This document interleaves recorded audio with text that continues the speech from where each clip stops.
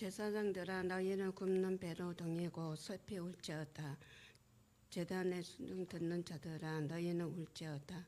내 하나님께 순종 듣는 자들아 너희는 와서 굽는 배옷을 입고 밤새도록 울지어다. 이는 소재와 전제는 너희의 하나님 성전에 드리지 못함이로다. 너희는 금식일을 정하고 성회를 소집하여 장로들과 이 땅의 모든 주민들을 너희 하나님 여호와의 성전으로 모으고 여호와께 부르짖을지어다. 아멘. 바울이 밀레도에서 사람을 에베소로 보내어 교회 장로들을 정하니 오매 그들에게 말하되 아시아에 들어온 첫날부터 지금까지 내가 항상 여러분 가운데서 어떻게 행하였는지를 여러분 아는 바니 그 모든 겸손과 눈물이며 유대인의 관계로 말미암아 당한 시련을 참고 주를 섬기는 것과 유익한 것은 무엇이든지 공중 앞에서나 각 집에서나 거리낌이 없이 여러분에게 전하여 가르쳤고 유대인과 헬라인들에게 하나님에 대한 회개와 우리 주 예수 그리스도께 대한 믿음을 증거하는 것이라. 보라 이제는 나는 성령에 매여 예루살렘으로 갔는데 거기에서 무슨 일을 당하는지 알지는 못하노라. 오직 성령이 각 성에서 내게 증거하여 결박과 환난이 나를 기다린다 하시니 내가 달려갈 길과 주 예수께 받는 사명 고 하나님의 은혜의 복음을 증거하는 일을 마치려 하면은 나의 생명도차 조금도 귀한 것을 여기지 아니하노라. 보라 내가 여러분 중에 왕래하며 하나님 나라를 전파하였으나 이제는 여러분이 다 내 얼굴을 다시 보지 못할 줄 아노라. 아멘. 하나님께서 우리에게 주신 말씀입니다. 네, 오늘은 10월 26일 오늘 연회 대기도회를 앞두고 세 번째 연속 설교로 요엘서와 사도행전 말씀을 통해서 살겠습니다라는 제목으로 말씀의 은혜를 나누겠습니다. 잠시 우리 영상을 시청하겠습니다.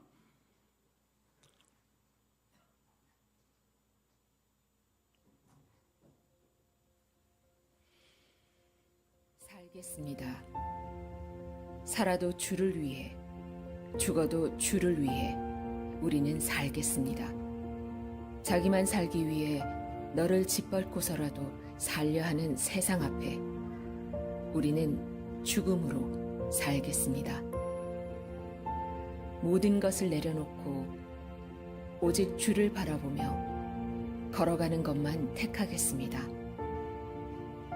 십자가 없는 영광은 거부하겠습니다. 오직 우리는 십자가로 살겠습니다.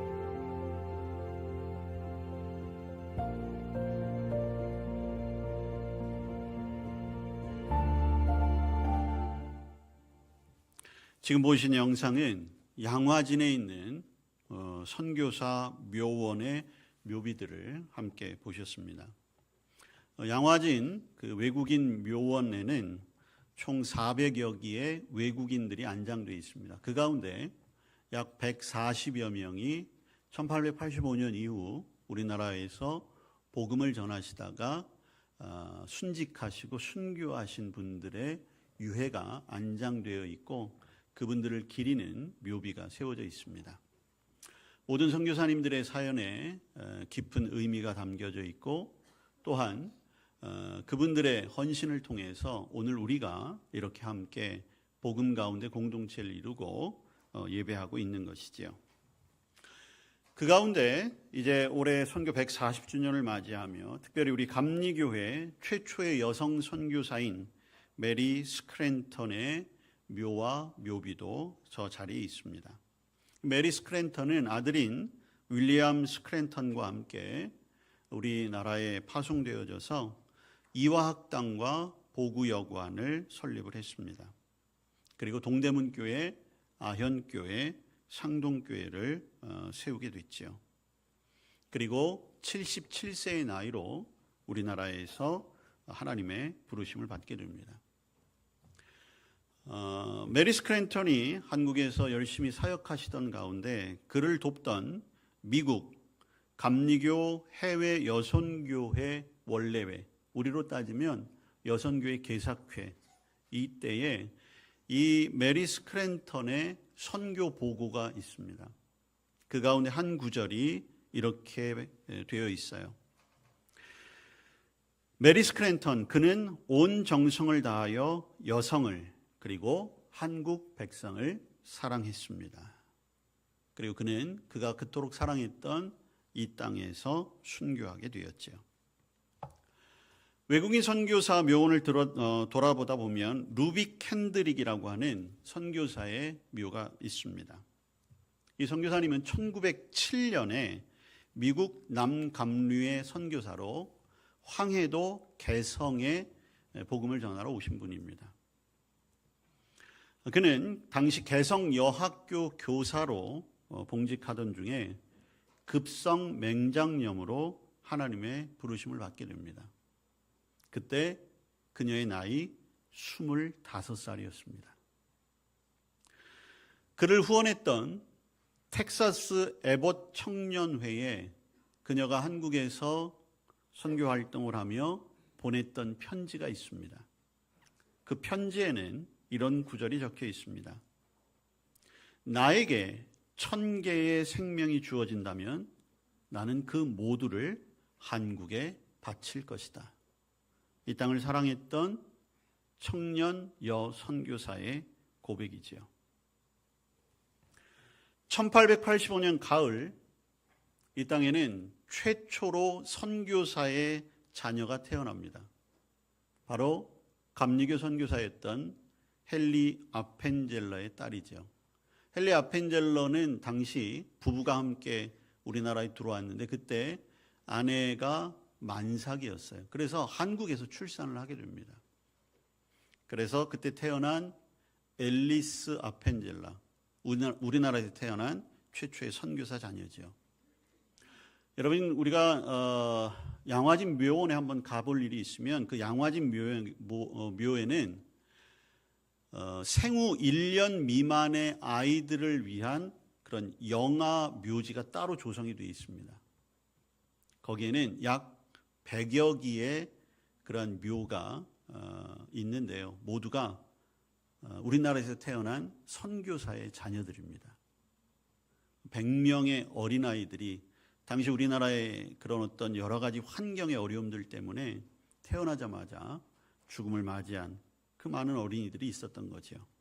다행히 그 헨리 아펜젤러의 딸인 앨리스 아펜젤러는 우리나라에서 건강하게 출산을 했고 우리나라에서 어린 시절을 보내다가 미국으로 가서 공부를 하게 됩니다.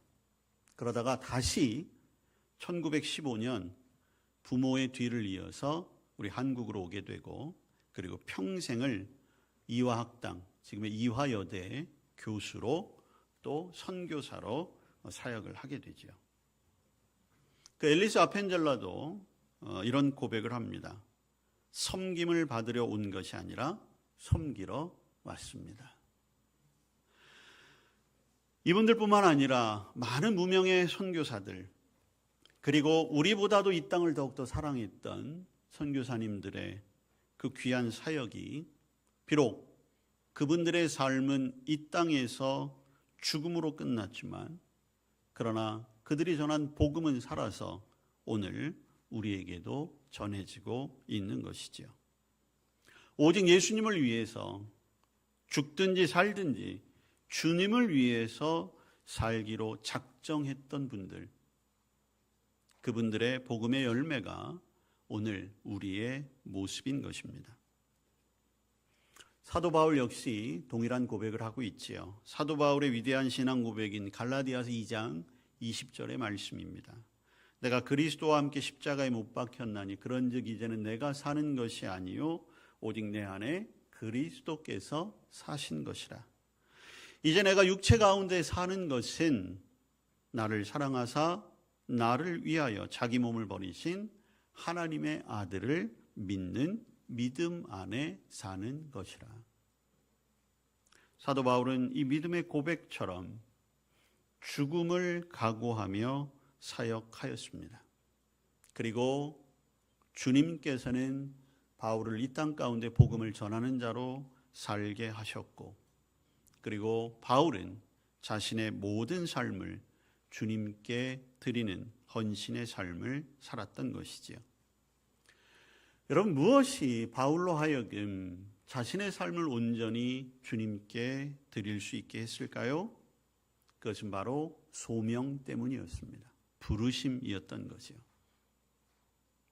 예수 믿는 사람들을 잡으려고 하고 예수 믿는 사람들을 죽이려고 했던 바울, 그렇지만 주님께서는 그를 다메섹에서 불러주셨습니다.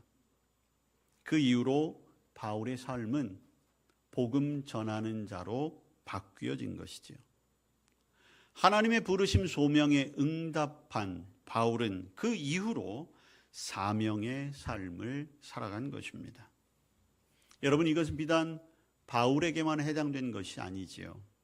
오늘 저와 여러분에게도 분명한 하나님의 부르심 소명이 있습니다. 그리고 오늘 저와 여러분이 예배하는 지금 이 순간에도 우리 역시 바울과 같이 사명의 길을 달려가고 있는 것이지요. 주님을 위해 살겠습니다. 그것은 바울, 그리고 이 땅에 복음을 전하며 죽음을 맞이했던 선교사님들뿐만 아니라 오늘 예배하는 저와 여러분의 고백이 되어야 하는 것입니다. 오늘 저와 여러분을 살게 하는 그 사명, 그것은 무엇입니까? 여러분, 사명이라고 하는 것은 우리가 평생을 달려가야 할 길이에요. 사명이라고 하는 것은 잠깐 달리고 마는 그런 단거리 선수의 삶이 아니지요. 저와 여러분이 영원한 하나님 나라에 이를 때까지 이 땅에서의 삶을 사는 동안 우리의 생명을 들여 그 길을 걸어가야 하는 것입니다. 사람들은 이 땅에서 평생 돈을 벌기 위해 삽니다. 평생 자신의 자리를 지키기 위해 살아갑니다. 어떻게 해서든지 즐거움, 쾌락을 쫓아 살아가지만 여러분, 그것이 인생의 목적이 될 수는 없지요. 돈 버는 것만이 어떻게 우리의 목적이 될 수 있겠습니까? 사회적인 지위와 명성을 얻는 것이 어떻게 우리의 목적이 될 수 있겠습니까? 그것은 다 수단에 불과한 것이지요. 여러분들이 지금 돈을 벌고 있고, 여러분들이 지금 권세를 누리고 있고, 여러분들에게 지금 건강이 있고, 여러분들에게 무언가 할 수 있는 의지와 마음이 있다면 그것이 주님께서 원하시는 길을 가게 하기 위한, 우리가 일평생 달려가야 할 사명을 위한 수단으로 사용해야 하는 것입니다. 저와 여러분의 목표는 공통된 한 가지, 즉 하나님의 뜻이 무엇인가? 그것이 저와 여러분의 삶의 목표이며 사명이 되어야 할 줄로 믿습니다. 사도 바울은 그것을 표대라고 하는 말로 표현하고 있습니다. 저와 여러분을 부르신 뜻, 그리고 저와 여러분의 인생의 표대, 그것을 발견하게 하시는 분이 오늘 우리와 함께 하시는 성령님이십니다. 그리고 우리는 그 일을 위해 일평생 달려가야 할 것입니다. 일평생 달려가야 하는 이유는 무엇입니까? 하나님께서 맡기셨기 때문이에요. 사명이라고 하는 것은 내가 하고 싶은 일 하는 것이 아니지요. 주님이 시키신 일입니다. 주님이 원하시는 일이에요. 여러분, 성경에 많은 믿음의 사람들이 나오지요. 그들의 삶이 어떻습니까? 자기가 하고 싶은 일을 한 사람들이 별로 없어요. 다 주님께서 원하시는 길을 걸어갔습니다. 여러분, 아브라함 기억하시지요? 어느 날 하나님께서 아브라함에게 찾아오셨습니다. 그리고 말씀하셨어요. 아브라함은 그것을 사명으로 받아들였습니다. 그의 사명은 무엇이었습니까? 가는 거였습니다. 떠나는 거였어요.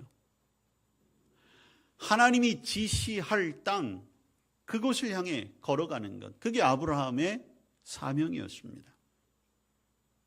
자기 고향을 떠났습니다. 친척을 떠났습니다. 그저 하나님이 매일매일 인도하시는 대로 걸어갈 뿐이었지요. 그리고 그것이 아브라함을 믿음의 조상이 되게 했습니다. 그리고 아브라함이 그 사명을 감당했을 때 아브라함은 복의 근원의 사람이 된 것이지요. 미디안 광야에서 양치기를 하던 모세, 그는 어린 시절 왕처럼 살았습니다.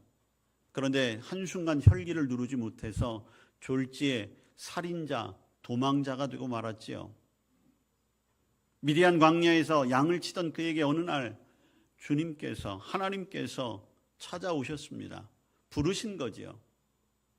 그리고 그에게 명령하셨습니다. 모세에게 내린 명령은 내 백성을 구출하라는 거였습니다. 그러기 위해서 모세는 도망쳐왔던 바로의 궁전으로 다시 들어가야 합니다. 그리고 모세는 장정만 60만, 총 200만이나 되는 사람들을 이끌고 광야로 나와야만 했습니다. 감당할 수 없는 일이었지요. 그렇지만 하나님이 명령하셨기에 할 수밖에 없었습니다. 오늘 저와 여러분에겐 어떤 사명이 있습니까? 여러분 그 사명을 발견하십니까? 저와 여러분을 일생을 살아가며 주님은 무엇을 하라고 말씀하고 계십니까? 혹 아직 발견하지 못하셨다면 오늘 예배 가운데 성령님의 음성이 들려지시기를 바랍니다.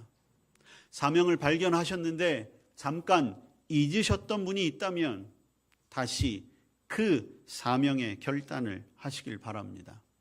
지금 최선을 다하여 그 사명의 길을 걸어가고 계시다면 포기하지 마시고 끝까지 그 사명을 감당하십시오. 저와 여러분이 주님 앞에 서는 날 반드시 그 결과를 물으실 것입니다. 우리가 끝까지 달려가야 할 사명, 그것은 주님께서 우리에게 맡기신 것입니다. 그리고 중요한 것은 그 사명은 반드시 이루어내야만 하는 것입니다. 바울은 그 사명에 자신의 생명을 걸었습니다. 바울이 생명을 걸었을 때 바울이 복음을 전하는 그 길은 결코 쉽지 않았지요. 쫓겨나기도 했습니다. 매를 맞기도 했습니다. 감옥에 갇히기도 했어요. 재판을 받기도 했습니다. 돌에 맞아서 거의 죽음 직전에까지 갔습니다. 배를 타고 가다가 파선하기도 했어요. 온갖 시련과 역경과 환난에 그의 삶은 날마다 어려움이었습니다.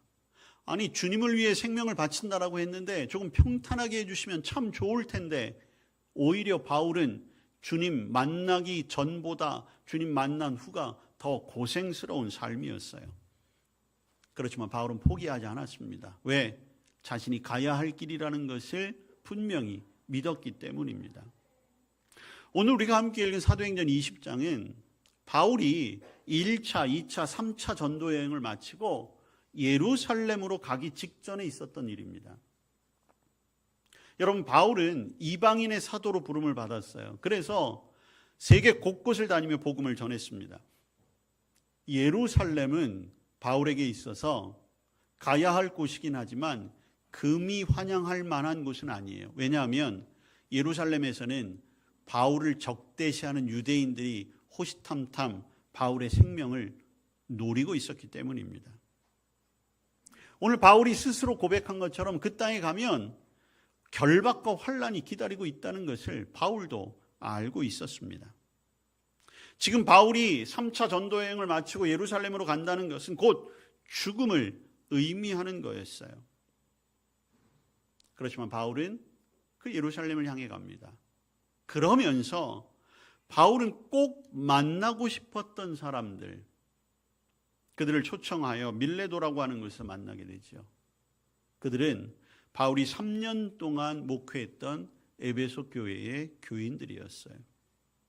그러면서 에베소 교인들이 바울을 걱정하지요. 에베소 교회 교인들도 바울이 예루살렘에 가면 엄청난 환난을 겪는다는 걸 알게 돼요. 알 수 있었어요. 그렇지만 오늘 23절 이하에 바울은 다시 한번 이야기하지요. 결박과 환난이 나를 기다린다고 할지라도 내가 달려갈 길, 예수님께 받은 사명, 하나님의 은혜의 복음을 증언하는 일을 마치기 위해서는 내 생명을 조금도 아끼지 않겠다. 나는 하나님의 나라를 전파하는 것에 내 생명을 걸겠다. 여러분 25절에 뭐라고 얘기하냐면 이제는 다시는 내 얼굴을 보지 못할 것이다. 여러분 사도행전을 읽어가다 보면 21장에 보면 에베소 교인들이 굉장히 강력하게 바울의 앞길을 막아요. 에베소 교회 가운데는 예언의 은사를 받은 사람들이 있었는데 예언의 은사, 하나님의 말씀이 바울은 예루살렘에 가면 환난과 고난을 겪는다, 그런 말씀을 주셨거든요.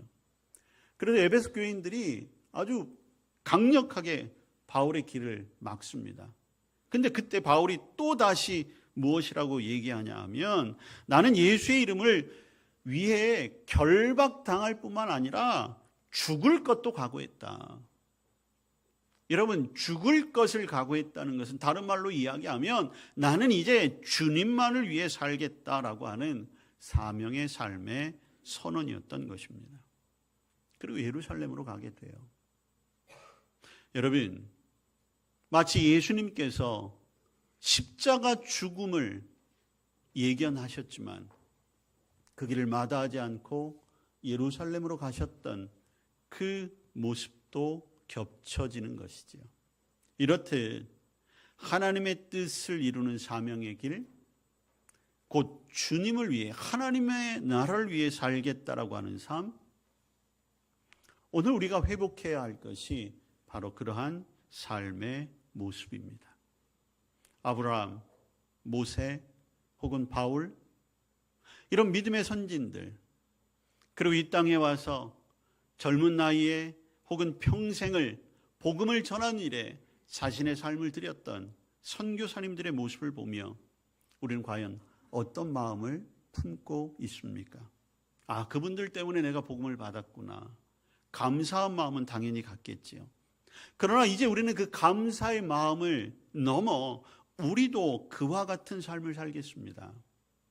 이제는 우리가 그 사명을 이어가겠습니다 라고 하는 결단이 있어야 하는 것입니다. 주님을 위해 살고 싶은 삶, 가장 아름다운 삶, 주님만을 위해 목숨을 버릴 수 있다면 그것이야말로 가장 행복한 삶입니다 라고 하는 우리의 믿음의 고백과 결단이 있어야 하는 거지요. 여러분, 바울 한 사람 때문에 소아시아와 유럽이 변화되었습니다. 복음의 땅으로 바뀌게 되었어요. 그 일을 위해서 주님은 바울을 사용하신 것이지요. 여러분의 삶, 여러분의 가정, 우리 교회, 이 나라와 민족을 위해서 오늘 주님께서는 저와 여러분을 택하신 거예요. 그 택하심에 합당한 소명, 그리고 우리에게 맡겨진 그 사명을 우리가 감당해야만 하는 것입니다. 주님을 위해 살겠습니다. 주님을 위해 일하겠습니다. 주님을 위해 복음을 전하겠습니다. 그것이 우리의 결단이 되어야 하는 것입니다. 오늘은 종교개혁 기념주일이기도 합니다. 우리 개신교회의 생일과도 같은 날이라고 할 수 있죠. 지금으로부터 약 500여 년 전인 1517년 10월 31일에 마틴 루터가 자신이 사역하고 있던 비텐베르크라고 하는 성에 교회의 95개조의 항의문, 방방문, 그 벽보를 붙이는 것으로 이 종교개혁 운동이 시작됐습니다.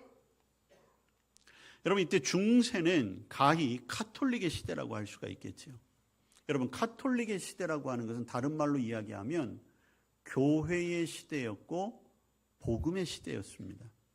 그런데 안타깝게도 세계사적으로 이 중세는 가장 어둠의 시대였습니다. 여러분, 복음은 빛이고 생명인데 복음의 능력이 온 세상에 가득 찼던 때가 인류의 역사상 가장 어두운 시대, 암흑의 시대였다는 거였어요. 왜 그렇습니까? 복음이 제대로 지켜지지 못했기 때문이에요. 교회가 부패했습니다. 성직자들이 부패했어요. 그러니 복음의 능력이 나타날 수 없었던 것이지요. 마틴 루터도 그러할 때에 사제의 길을 걷게 되었습니다. 그러던 중에 이 마틴 루터는 로마서 1장 17절 복음에는 하나님의 의가 나타나 믿음으로 믿음에 이르게 하나니 기록된 바 오직 의인은 믿음으로 말미암아 살리라. 이 말씀에 큰 은혜를 받게 됩니다. 복음의 눈을 뜨게 되는 거예요. 그러면서 이제까지 가톨릭 교회가 가르쳤던 그 타락한 교리들, 잘못된 교리들이 얼마나 이 세상을 어둡게 하는지를 알게 되었던 거죠. 그래서 본인 스스로도 자기만이라도 복음 위에 온전히 서야 되겠다. 그렇게 고민하고 기도하고 스스로를 성찰하던 그러한 사제였어요. 거창하게 내가 로마 카톨릭을 바꾸어 보겠다. 그런 의지를 품었던 사람이 아니에요. 나만이라도 주님 앞에 바로 서봐야지. 그랬던 그에게 본격적으로 종교개혁 운동을 일으켜야만 했던 사건이 발생하는데 그것이 바로 당시 교황이었던 레오 10세가 베드로 성당을 새롭게 건축하기 위해서 헌금을 거두기 시작을 하는데 자발적인 헌금이 아니라 면죄부라는 것을 판매하기 시작을 합니다. 그 면죄부를 사면 모든 죄가 다 용서받는다는 그런 교리를 만들어낸 거죠. 여러분, 그건 교리가 아니죠. 사기치는 거죠. 교회가 주님의 이름으로 사기치는 일이 발생한 거예요. 막대한 자금이 교회로 몰려들기 시작을 했습니다. 여러분, 이게 얼마나 우스운 교리냐 하면 성당 앞에 헌금을 넣는 항아리가 있는데 헌금을 가지고 와가지고 여러분 카톨릭 교리에는 연옥이라는 데가 있어요. 연옥이 천국과 지옥의 중간이에요. 그래서 카톨릭 교리에는 사람이 죽으면 천국과 지옥으로 가는 게 아니라 무언가 조금 불분명한 사람들이 그 연옥에 머무르게 된다는 거예요.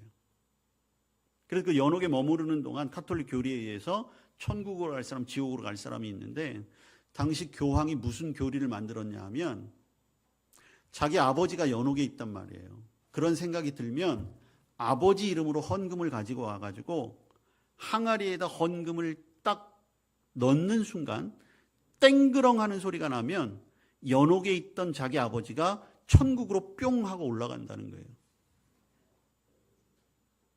여러분, 이게 말이 됩니까? 근데 그렇게 하기 위해서 엄청난 돈을 헌금으로 드린 거예요.